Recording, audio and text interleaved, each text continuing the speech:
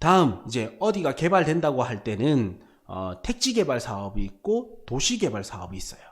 택지 개발 사업은 조금 더 큰 범위, 그 다음에 도시 개발 사업은 작은 범위, 작게 복합적 개발, 택지 개발 사업은 크게 주택 공급 목적, 이렇게 좀 생각하시면 되겠습니다. 그래서 택지 개발 사업은 택지 개발 촉진법에 따라서 개발이 되고 큰 신도시를 만들어야 되기 때문에 도심지 안에가 아니라 외곽지에 개발될 수밖에 없어요. 왜냐하면 땅값이 저렴해야 되기 때문에. 그래서 도시 외곽의 신도시 개발에 적용하는 게 택지 개발 사업이다. 그리고 이제 상위 계획에는 주택 종합 계획이고, 도시 개발 사업은 보통 도심지 인근에 이렇게 생길 수가 있습니다. 그래서 속도가 빨라요. 그래서 이거는 상위 계획에는 도시 기본 계획이고 주거뿐만 아니라 다양한 용도의 기능이 들어간다. 그래서 사업 방식은 이제 이걸 배울 것인데, 택지 개발은 수용 방식으로 주로 개발이 되고 도시 개발 사업은 수용, 환지 혹은 이 두 개를 섞은 혼용 방식 중에 하나로 선택되어서 이게 같이 해서 개발이 되는 거예요. 그 다음에 이제 시행은 택지 개발 사업은 공공사업자만 시행할 수가 있고요. 도시 개발 사업은 공공이나 민간 혹은 민간 공동 다양한 사업 시행이 가능합니다. 특징을 보시면 택지 개발 사업은 대규모 주거지를 공급해야 되기 때문에 도시 외곽의 싼 땅에 들어간다. 그래서 수익성 목적보다는 공공성의 목적이 강하다. 그렇기 때문에 발전되는데 시간이 오래 걸리는 거예요. 그러나 이제 도시 개발 사업은 규모가 조금 작아요. 그리고 주상공록, 이게 어우러져서 들어가는 거예요. 주거와 일자리, 상업, 이게 복합적으로 들어가고요. 그러다 보니까 구도심 인근에 개발이 되고 공공성과 수익성이 동반하게 되고 발전하는데 시간이 더 빠릅니다. 이런 특징이 있고요. 이렇게 이제 도시 개발을 할 때는 아까 수용 방식, 그 다음에 환지 방식, 그 다음에 이걸 합친 게 혼용 방식이 있습니다. 수용 방식은 사업 시행자가 토지를 취득하여 사업을 시행하는 거고요. 환지 방식은 토지를 먼저 조성하고 나서 조성된 땅을 토지 소유자에게 제공하는 방식입니다. 그래서 무슨 말이냐면, 이제 수용 방식은 말 그대로 땅을 돈 주고 사는 거예요. 토지 보상을 해주고 돈 주고 시행사가 사가지고 개발을 하는 게 수용 방식이고요. 그때 이제 토지 보상에 따라서 깃발이 꼽히는데, 현장에 가보면 깃발이 꼽히는데, 하얀 깃발은 이제 강제 수용된 토지를 표시해 주고요. 노란 깃발은 토지 보상이 지체될 때 노란 깃발이 꼽힙니다. 다음 이제 보상 협의가 진행 중이거나 지연될 때 노란 깃발, 다음 이제 파란 깃발은 순조롭게 진행 중인 게 이제 파란 깃발이고요. 다음 이제 빨간 깃발은 토지 보상 완료됐을 때는 빨간 깃발, 이렇게 이제 깃발별로 색깔이 달라요. 그래서 이제 수용 방식은 돈 주고 사는 거, 환지 방식은 시행자가 돈이 많이 없거나 땅값이 너무 비싼 거예요. 그래서 이렇게 원형지 땅, 그러니까 아직 개발되지 않은 땅을 시행자가 우선은 들고 와가지고 개발을 먼저 하고 다음에 다시 그 토지주에게 주는 거예요, 땅을. 그래서 다시 돌려받는다 해서 환지라고 부릅니다. 그러면 예를 들어서 이렇게 내가 1번의 땅이 있었습니다. 요때 당시에는 1000평이었어요.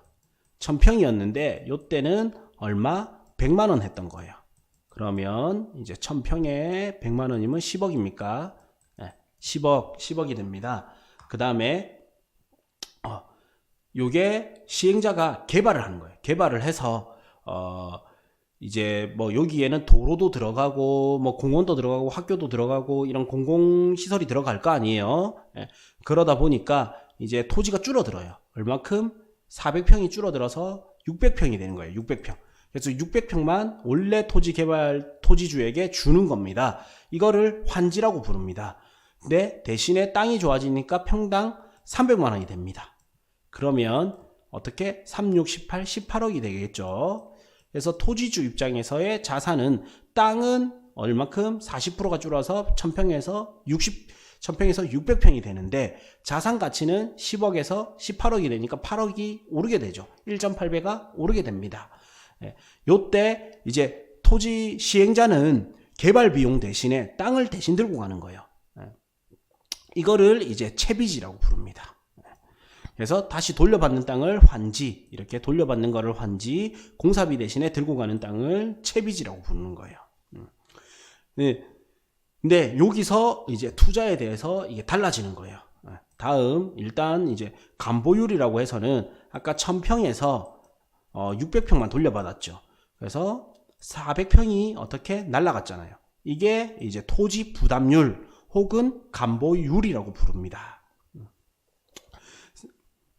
그래서 이제 간보율은 환지 전에 내가 1000제곱미터였는데 환지 후에 200제곱미터가 줄어들었다면 1000분의 200 해서 20%가 줄어들었다. 이게 토지를 부담했기 때문에 토지 부담률 혹은 간보율이라고 부르게 됩니다.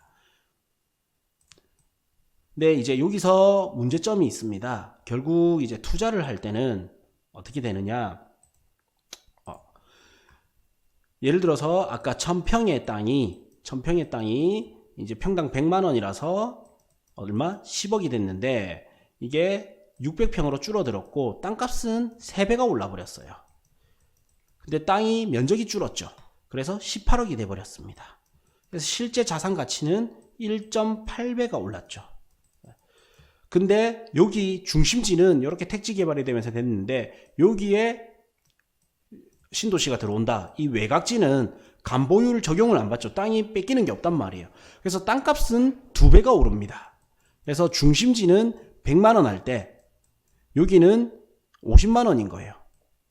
50만 원인데 그래서 이제 2배가 오르는 거예요. 2배가 오르다 보니까 2배가 오르면 원래 나는 이제 1000평의 땅이 있었는데 1000평의 땅이 있었는데 여기는 개발지 바로 옆이기 때문에 반값 50만 원이었어요. 그런데 이게 이제 5억이죠. 2배가 오르니까 10억이 되는 거예요. 땅값 상승률은 중심지가 3배가 올랐어요. 100에서 300으로. 근데 간보율을 적용받으니까 실제 수익은 1.8배가 되는데 중심지에서 바로 인근의 외곽, 그러니까 개발지 바로 인근은 오르기는 상승률은 2배인데 실제 자산 가치도 2배가 오른 거예요. 그래서 수익률은 오히려 이제 택지보다도 택지 개발지보다도 바로 인근에 있는 토지가 수익률이 더 높게 되는 거예요. 그래서 고수들은 개발지보다는 개발로 통한 수혜 지역을 들어가는 겁니다. 땅도 마찬가지고 아파트도 마찬가지예요. 아파트도 고수들은 재개발되는 지역이 있으면 거기보다도 이걸로 인해서 수혜받을 수 있는 상가주택 부지나 주택 부지 등 이런 데를 가는 거예요.